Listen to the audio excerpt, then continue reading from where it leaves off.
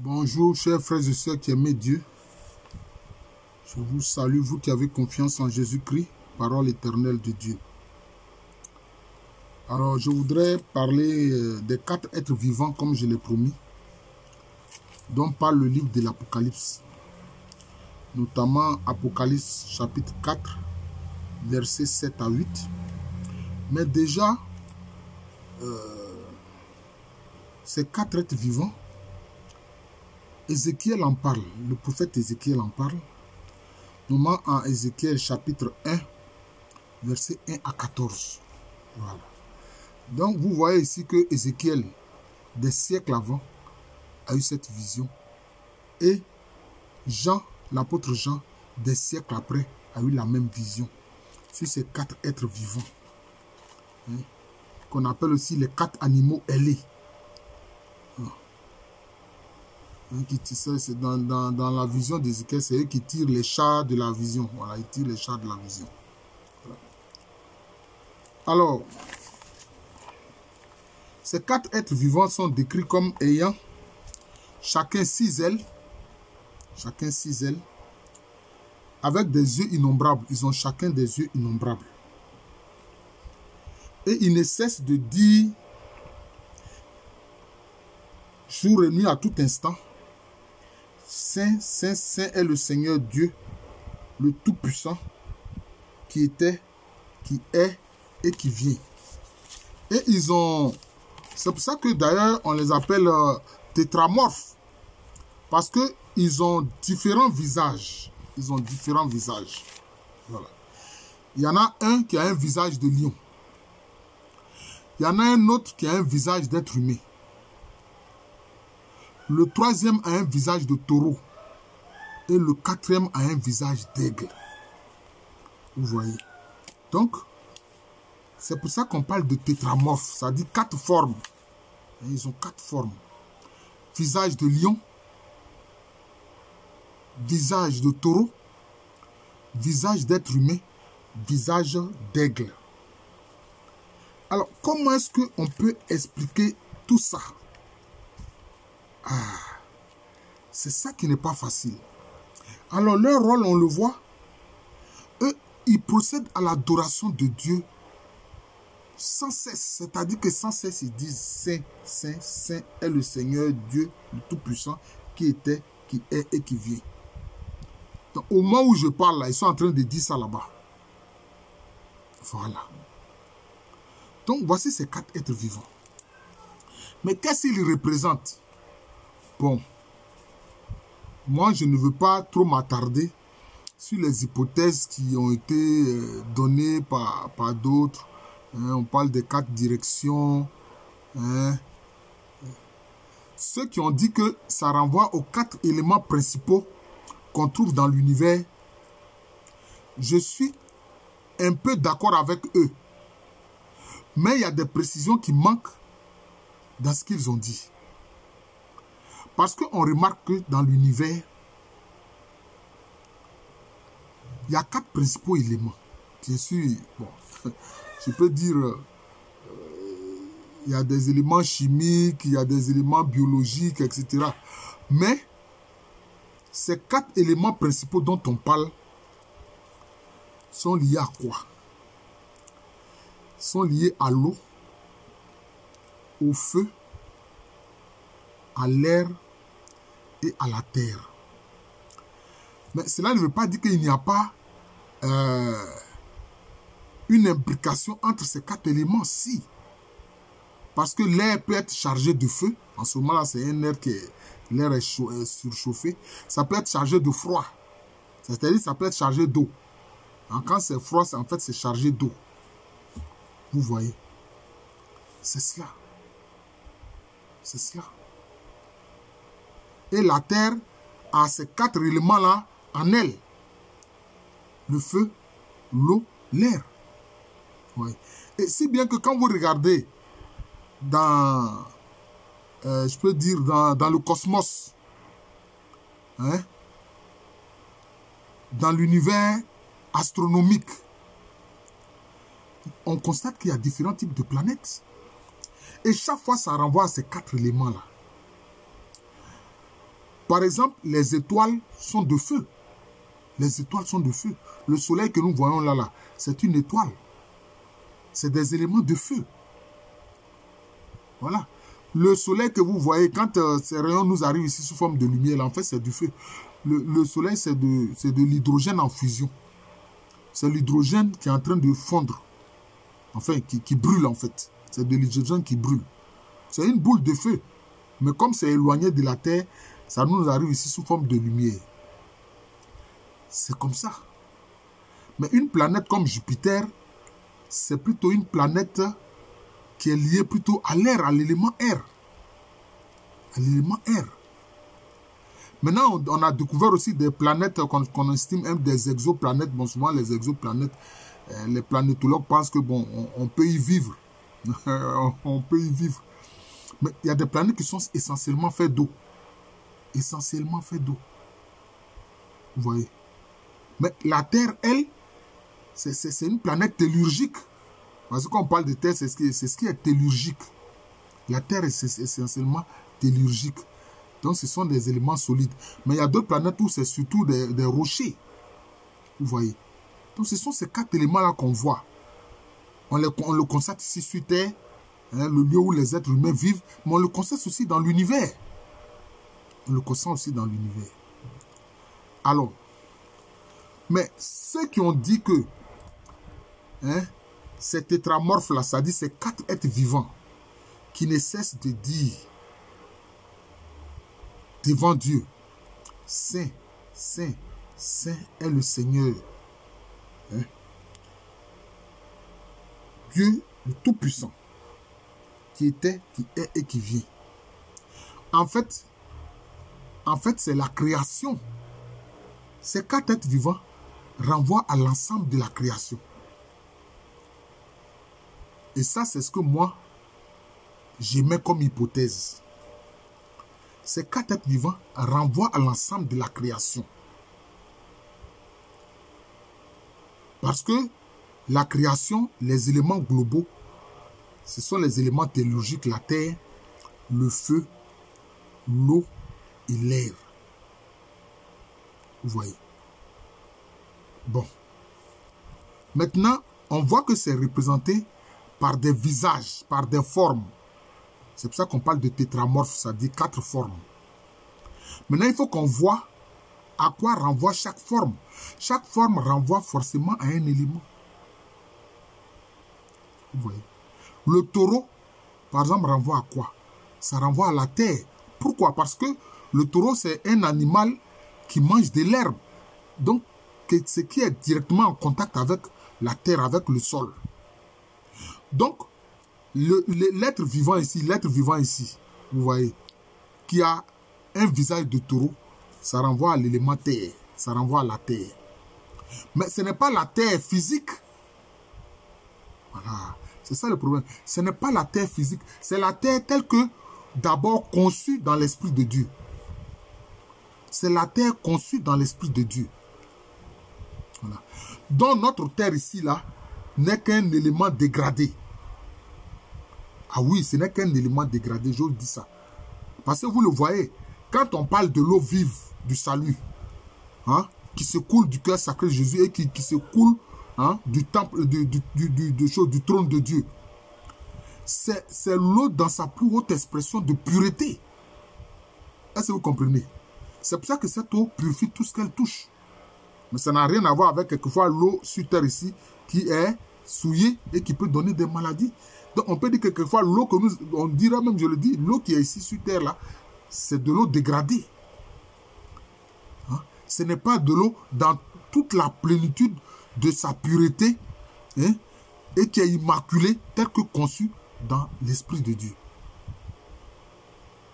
Et ce que je dis là, ça concerne les 4 éléments. Ça concerne les 4 éléments. Le taureau renvoie à la terre. Mais c'est la terre pure. C'est la terre pure, c'est la terre immaculée. C'est ce que le psalmiste a appelé la terre des vivants. Donc, l'être vivant qui a le visage de taureau, ça renvoie à la terre des vivants. C'est pour ça que le psalmiste, bon, on estime que c'est David qui a fait la plupart des psaumes. Il a dit, je marcherai sur la terre des vivants devant la face de l'Éternel. Quand on marche sur la terre des vivants, on voit la face de l'Éternel. C'est la terre c'est la terre immaculée. Voilà, c'est ça, c'est la terre immaculée. La terre dans sa plus haute expression de pureté. C'est ce qui est représenté ici par l'être vivant qui a un visage de taureau. Le taureau mange l'herbe qui est en contact direct avec le sol, avec la terre. Maintenant, l'être vivant qui a le visage de l'aigle. Ça renvoie à l'air. Bon, il y a certains qui ont lié ça à l'eau parce que il y a l'aigle, il y a un aigle qui est un aigle qui vole au-dessus des eaux, etc. Bon. L'aigle, ça renvoie à l'air. Voilà. Ça renvoie à l'air. L'être vivant qui a le visage d'aigle, ça renvoie à l'air. Parce que l'aigle, c'est l'un des rares oiseaux qui peut voler très haut dans le ciel jusqu'à un point où c'est une zone où il y a comme une sorte de raréfaction de l'air. Vous voyez, il y a une sorte de raréfaction de l'air. Mais l'aigle tient. Même à ce niveau, l'aigle tient. Ça renvoie à l'air. Mais ce n'est pas l'air pollué que nous pouvons avoir ici sur Terre.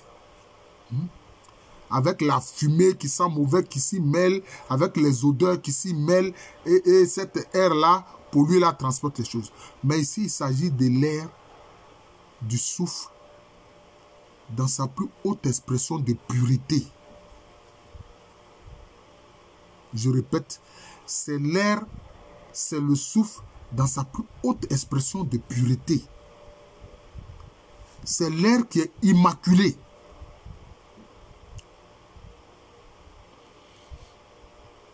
C'est le souffle immaculé, le souffle pur, l'air pur.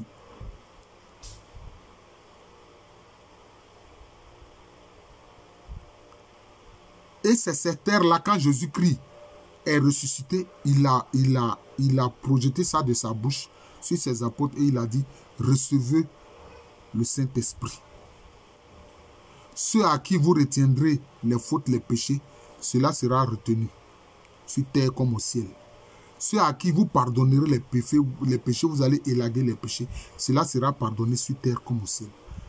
C'est ce souffle pur-là. D'ailleurs, il est dit que à la fin des temps, c'est avec ce souffle pur-là que Dieu va souffler sur Satan pour le détruire, que le Christ va souffler sur Satan pour le détruire. C'est l'air, le souffle dans sa plus haute pureté.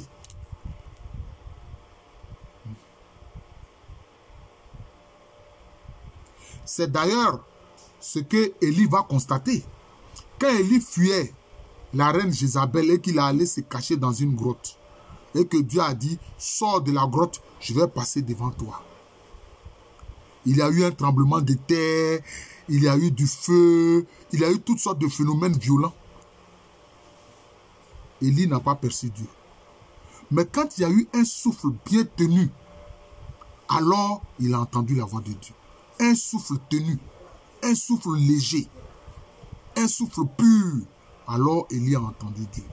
C'est de ce souffle-là dont il s'agit ici, qui est représenté par le visage de l'aigle. C'est comme ça. Et c'est ce souffle-là que nous, bon, ici, nous le respirons, mais ce n'est pas le souffle à l'état pur. Celui dont la respiration était le souffle à l'état pur, c'est Jésus-Christ. C'est pour ça qu'il a soufflé de sa bouche sur les apôtres, il a dit recevez l'Esprit Saint. Ou le Saint-Esprit. C'est la même chose. Quelquefois, les gens disent, non, c'est la même chose. Le Saint-Esprit, l'Esprit Saint, c'est la même chose.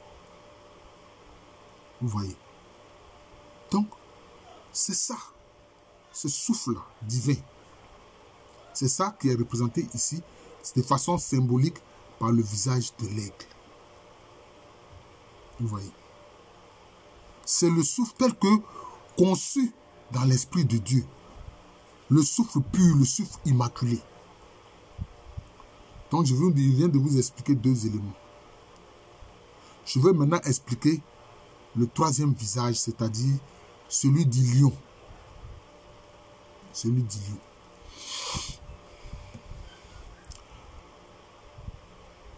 Bien sûr, c'est symbolique. Le lion se nourrit de quoi? Il se nourrit de chair. Mais le lion mange de la chair fraîche. Le lion ne mange pas de la chair en putréfaction. Donc, il tue. Et puis, qu'est-ce qui se passe? Donc, quand il mange cette chair-là, c'est imprégné du sang de la victime. C'est imprégné du sang de la victime. Mais le sang, c'est quoi? Le sang est de feu. Ah oui, c'est vrai. Il y a de l'eau. Dans le sang, il y a les globules rouges et le globule blanc. Mais le sang est de feu. Ouais. C'est pour ça que quand le sang sort comme ça, quand il sort comme ça, quand on le touche, il est un peu chaud. Voilà. Donc ça renvoie au feu. Ça renvoie au feu. Mais comme je l'ai dit, et je le répète, ce n'est pas le feu dégradé tel que nous le voyons sur terre. Ce n'est pas le feu dégradé comme on le voit avec notre soleil là. Ce n'est pas le feu dégradé comme on le voit dans l'univers cosmologiste ou bien astronomique. Parce que astrologie c'est autre chose. Hein. Astronomique avec les étoiles. Ce n'est pas le feu dégradé comme nous le voyons, on utilise ça dans la cuisine, etc. Non. C'est le feu à l'état pur, c'est le feu immaculé. C'est le feu immaculé. Et c'est pour ça que le Saint-Esprit s'est manifesté aussi sous forme de feu immaculé le jour de la Pentecôte, le 50e jour après la résurrection du Seigneur Jésus-Christ. Vous comprenez? C'est comme ça. C'est ce feu-là. C'est ça. C'est pour ça que Jean-Baptiste a dit que Jésus, lui, baptise d'Esprit Saint et de feu. Ce n'est pas le feu dégradé, non. C'est le feu à l'état pur. C'est le feu immaculé, tel que l'élément feu, tel que conçu dans l'Esprit de Dieu. C'est pour ça que le Saint-Esprit aussi se manifeste sous cette forme-là de feu. Comme ils l'ont vu à la Pentecôte, où sous forme de langue de feu, le Saint-Esprit est venu se poser sur chacun des disciples qui étaient dans la chambre haute. Vous comprenez? Donc c'est ça. Terre des vivants, terre pure, souffle pur, le feu divin, le feu immaculé. C'est ça qu'on voit avec le visage du lion. Maintenant, le quatrième visage, c'est celui de l'homme. C'est vrai, l'homme est intelligent. On pourrait dire que l'être vivant ici qui représente, qui a un visage d'homme, c'est lié à l'intelligence, etc. Mais non, en fait, je vais vous surprendre, mais c'est lié à l'eau. C'est lié à l'eau. C'est lié à l'eau. Évidemment, tous ces quatre êtres vivants ont chacun une qualité. Voilà, c'est lié à chacun une qualité. On sait que le lion, c'est le courage. Le lion, c'est le courage. Le taureau, c'est la force. L'homme, c'est l'intelligence. Mais, ce que je veux dire ici, c'est que l'être vivant qui a le visage de l'être humain, ça renvoie à l'eau. Pourquoi je dis ça? Parce que l'homme est constitué à 70% d'eau. L'être humain, là, il est constitué à 70% d'eau. Et curieusement, la terre même, qui est le lieu où vivent les êtres humains, c'est constitué à 70% d'eau, d'éléments aqueux. Hein? L'élément aqueux, c'est-à-dire l'eau. A-Q-U-E-U-X. Voilà. L'être humain est constitué à 70% d'eau. C'est pour ça que je dis que l'être vivant qui a le visage de l'humain, ça renvoie à l'eau.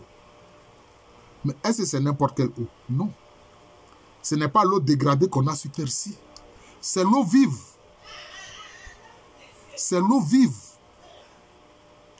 C'est l'eau dans sa conception immaculée, telle que conçue par Dieu. Vous connaissez ce cantique-là? J'ai vu l'eau vive, jaillissant du cœur du Christ.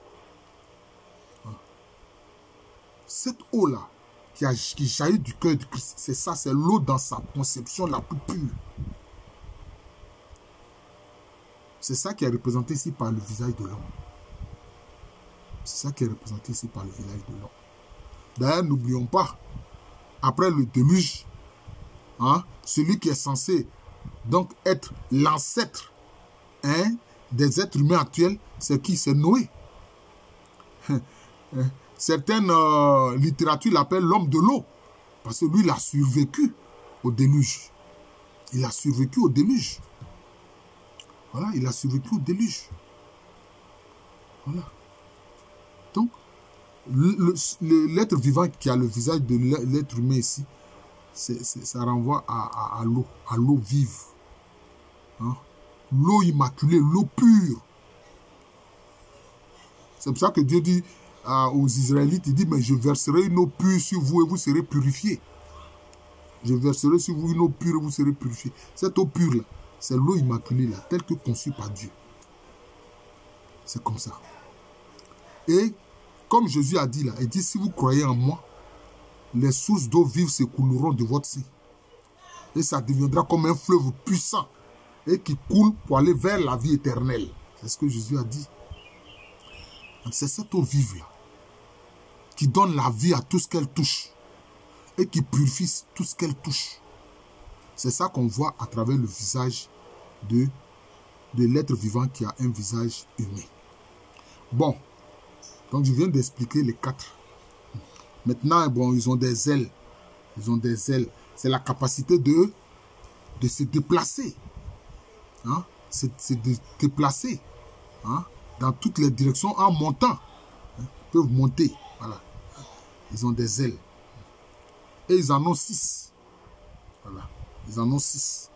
Bon, 6, c'est symbolique. Voilà. 3 et 3. Parce que alors, les 3 se font face. Voilà. Les 3 se font face. Voilà. Symboliquement, le 3 peut renvoyer à la Trinité Sainte et le 3 peut renvoyer au corps, à l'âme et à l'esprit de l'être humain. C'est ça qui fait les 6. Et puis maintenant, ils ont des yeux innombrables. Tout autour, au-dedans et au-dehors. C'est parce que ils voient tout. Ça renvoie à l'idée de Dieu qui voit tout. Voilà. Ça renvoie à l'idée de Dieu qui voit tout. On dit Dieu sait tout, Dieu voit tout. Rien n'est caché devant Dieu. C'est ce qui explique ces yeux, la symbolique de ces yeux innombrables qu'on voit dans toutes les directions, dans tous les sens. Voilà. Et eux, leur adoration est permanente. Dans la création, eux, leur adoration est permanente. Ces tétramorphes-là, ces 4 êtres vivants dont je viens de vous expliquer le sens là. Leur adoration est permanente. Pour eux, c'est permanent. Il n'y a pas d'arrêt. Nous, quand on adore, là, un moment, on arrête, ça va faire autre chose. Mais eux, leur adoration est permanente. Voilà. C'est ça qui fait leur particularité. Et ils font partie, moi je dis que ceux-là font partie de ce qu'on appelle les puissances d'en haut. Ce sont les puissances d'en haut. Ce sont les puissances d'en haut. Et qui disent Saint, Saint, Saint. Donc, vous voyez, ils disent Saint 3 fois. Est le Seigneur Dieu, le Tout-Puissant, qui était, qui est et qui vit. Bon. Je vous remercie, j'en suis déjà à 24 minutes. Je suis le frère Jean de l'amour de Jésus, c'est mon nom spirituel. Et à l'état civil, je suis le professeur Alou Kwame René. Bon, quelquefois les gens vous regardent cette chaîne YouTube de moi, une chaîne spirituelle, Jean de l'amour de Jésus. Et quelquefois, quand je fais ce type de vidéo là, ça intéresse les gens, il y a beaucoup il y a beaucoup de vues. Mais abonnez-vous. Abonnez-vous, vous aurez alors quoi? Les 770 enseignements que j'ai donnés. Parce que cette chaîne-là, de moi, Jean de l'amour de Jésus, ça fait maintenant 770 vidéos. Voilà. Plus celle-là, ça va faire 771 vidéos. Il faut vous y abonner, puis il faut partager. Voilà. Donc, comme je l'ai dit, je suis le frère Jean de l'amour de Jésus. C'est mon nom spirituel, c'est aussi le nom de cette chaîne YouTube spirituelle de moi. Et à l'état civil, je suis le professeur Alou Kwame René. Merci encore et bonne journée à tous.